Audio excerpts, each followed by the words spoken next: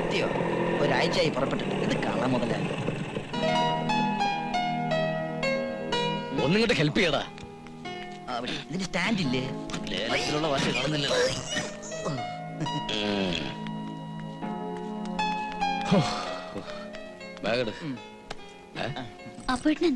ഒന്നും പറ്റിയിട്ടില്ല. മുതലാളി ലേലം കിട്ടിയ ക്ഷീണത്തിലാ.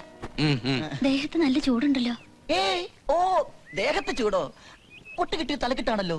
ചൂട് വരണ്ട തലക്കല്ലേ? തമാശ കേട്ടിട്ട് എനിക്ക് ചിരി വരുന്നില്ല. നിന്നെ ഇപ്പൊ കൊല്ലാനാ തോന്നുന്നത്. ഇപ്പോഴും മുതലാളി നല്ല ചൂടില്ല. തണുത്ത വെള്ളത്തിൽ നന്നായി കുളിച്ചാ മതി. പട്ടി പട്ടിയെ പിന്നെ കുളിപ്പിക്കാം. ആദ്യം മുതലാളി കുളിക്കും. പിന്നെ ചേച്ചി വെള്ളത്തിൽ തണുപ്പ് കുറവാണെങ്കിൽ 2 ബ്ലാക്ക് ഐസ് കൂടി ഇട്ടേരി. അപ്പൊ മുതലാളി എല്ലാം പറഞ്ഞ പോലെ നാളെ കാണാം. കാണണമെന്നില്ല. എന്നാ മറ്റന്നാ വരട്ടെ ചേച്ചി. കുളിക്കാൻ ഐസിട്ട് വെള്ളം എടുത്ത് വെക്കട്ടെ? ഐസിട്ട വെള്ളം. ഐസിട്ട വെള്ളത്തിൽ നിന്റെ അച്ഛനെ കൊണ്ട് കുളിപ്പിക്കടി. ചൂട് എടുത്ത് വേടി. ഐസ് വെള്ളം 25,000 10 35,000 40 17-ാം തീയതി കണക്ക് ചെയ്തില്ലേ? 60,000 അപ്പോട്ടാ, അപ്പോട്ടിന്റെ ബർത്ത്ഡേ എന്നാ? 18-12-95. 18-12-95 എന്തോന്നാ 18-12-95 കിട്ടേണ്ട ബാങ്ക് ലോണിന്റെ കാര്യമാണ് ഞാൻ പറഞ്ഞത്.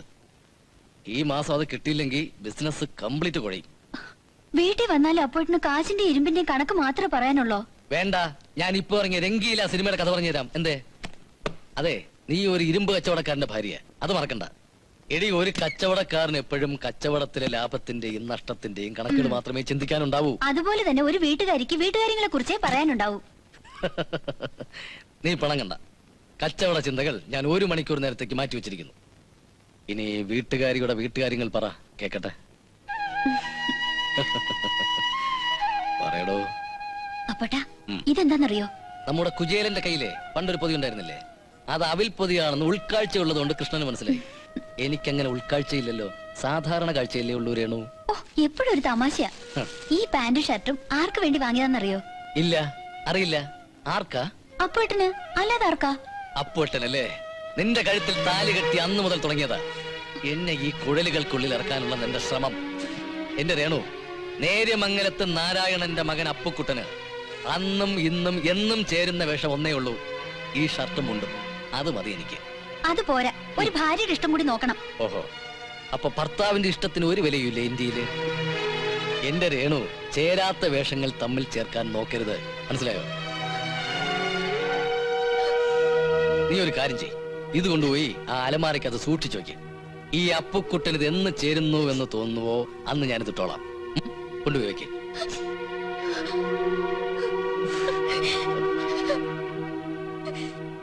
എന്തിനാ നീ നിന്നിങ്ങനെ മോങ്ങുന്നേ? അതിനിപ്പോ ഇവിടെ എന്താ ഉണ്ടായേ? മോങ്ങിക്കോ മോങ്ങിക്കോ. ഈ വർഷം എനിക്ക് സ്വസ്ഥത ഉണ്ടായിട്ടുണ്ടോ? എങ്ങനെ ഉണ്ടാവും? കഴിഞ്ഞ വർഷം 1-ാം തീയതി ഈ വീട്ടിൽ കയറി വന്നത് അപ്പുറത്തെ ദരിദ്രവാസിയല്ലേ?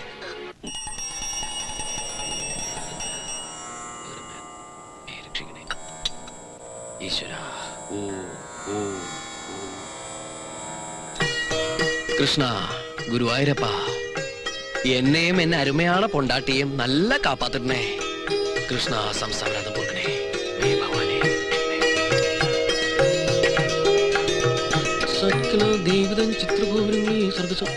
ശാന്ത, വേണമാ? എന്തോന്ന്? പ്രസാദം. പൊക്കോ ദോ വന്നിട്ടേ. എന്റെ ഭാര്യക്ക് നല്ല ബുദ്ധിമുട്ട്. அது வந்து நம்ம சாந்தம் கிட்ட பிரசாதம் கேட்டா நோக்கு நன்னா தெரியும். எனக்கு இந்த ஏற்பாடெல்லாம் பிடிக்காதுன்னு தெரியும் தெரியும், எனக்கு நல்லா தெரியும். എൻ അൻപ് റുക്കുവിന്റെ കഴുത്തിൽ താലി കെട്ടി അന്ത നാൾ മുതൽ എനിക്ക് നല്ല തെരിയും എൻ റുക്കു ആരെന്ന്. തിന്നോളൂ, അല്ല തൊട്ടോളൂ. ஐயோ, ஆபீஸ் போற டைம் ஆச்சு, ஒண்ணு சாப்பிட வேண்டாமா? நம்ம சாந்தா கிட்ட சொல்லி ஏதாவது. வேண்டானா நானே எடுத்து தருவேன். வேണ്ട ருக்கு, டாக்டர் என்ன சொல்லிருக்க தெரியலையா? உனக்கு பெட் ரெஸ்ட் தானே? டாக்டர்ஸ் எல்லாம் அப்படித்தானே அல்லவா? நான் ரெஸ்ட் எடுத்ததுன்னு உங்களை யார் பாக்குறது? அது பிரச்சனை இல்ல, உள்ள நம்ம சின்ன கண்ணு இருக்கு இல்லையா? போங்கண்ணா. ஐயோ, அப்படி போவாது, மெதுவா போணும். இப்படி இருக்குண்ணா. வாடக்கண்ணா. இப்படியா? போங்க.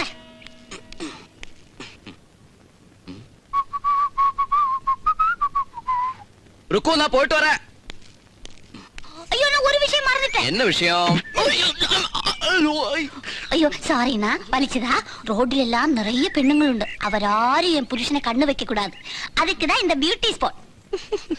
அப்புறம் பொம்பளைங்களை பார்க்க கூடாது, நான் வெஜிடேரியன் சாப்பிட கூடாது, சிகரெட் பிடிக்க கூடாது. ஸ்ட்ரைட்டா போய் ஸ்ட்ரைட்டா വരണം. ഇനി വേറെ ഇലൂമിനേഷൻ ഡെക്കറേഷൻ വർക്ക് ഏതാവത് വേണമാ? இல்லனா போதும் போதும். കണ്ടത്തിൽ വെച്ച കോലം പോലെ ഉണ്ടാവും. ഞാൻ വരട്ടിറക്കൂ. എന്നാ വിളിക്കാതെ. ടാറ്റ ടാറ്റ ടാറ്റ. അയിരൂരിൽ ഇരുമ്പയിര് കണ്ടെത്തി. ദാ ഞാൻ ബാഗ്. അറിഞ്ഞില്ലല്ലോ അത്. അപ്പൊ കേട്ടോ മോർണിംഗ്. മോർണിംഗ്. ഇതെന്ത് ഈ വേഷത്തിൽ? ഓട്ടം തുള്ള കണ്ടാ നിനക്ക്? കുത്തുവാക്ക് പറയല്ലേ എന്റെ അപ്പക്കുട്ട. സ്നേഹമുള്ള ഭാര്യയുടെ ആഗ്രഹങ്ങൾ സ്നേഹത്തോടെ അനുസരിക്കുന്ന ഒരു നല്ലവനായ ഭർത്താവാണ് ഞാൻ. അല്ലേ രേണു?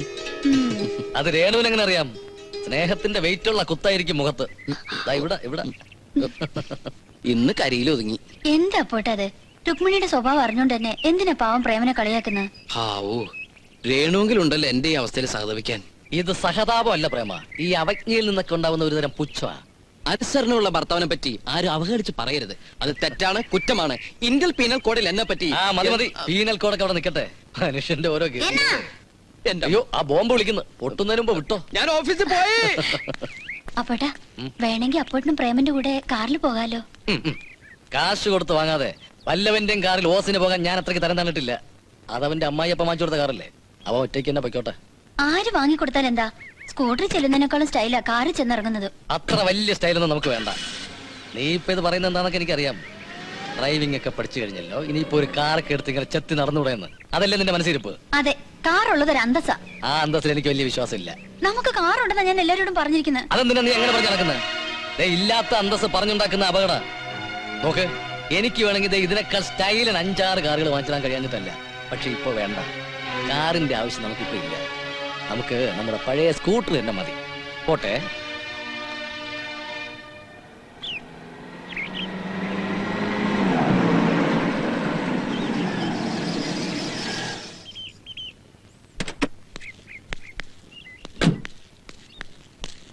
Good morning sir. ആരെങ്കിലും ഒരാൾ പറ. എല്ലാ ദിവസത്തെ ഗുഡ് മോർണിംഗ് കൂടി ഒറ്റ മോർണിംഗ് ആക്കി തന്നാൽ മതി. കൊണ്ടുപോകണം. ഇന്നത്തെ കണ്ടന്റ് എഴുതിക്കോ. ആസ് യൂഷ്വൽ മുണ്ടും ജുബേ. ഒന്ന് വേഗം എഴുതി, പോയിട്ട് പണിയുള്ളതാ. പിന്നെ നെറ്റിയിൽ 3 തലവര. ഒന്നേ മതിയായിരുന്നു. ഭസ്മക്കുറിയത് കവിളിലൊരു കറുത്ത കുത്ത് സാർ. അത് സ്ട്രെയിറ്റ് ആയിട്ട് പോയിട്ട് സ്ട്രെയിറ്റ് ആയിട്ട് വരാൻ അവളുടെ അമ്മയുടെ ഒരു കുത്ത. അത് നോട്ട് ചെയ്തു. അതിന്റെ റൂമിന്റെ ചവിങ്ങ ഇതാ സാർ. ഒരു ചേർച്ചയും ഇല്ലെങ്കിലും പെണ്ണു വീട്ടിലെ പണം മോഹിച്ച് പെണ്ണ് കെട്ടിയ പട്ടിയുടെ ഗതികേടാ മനുഷ്യന്.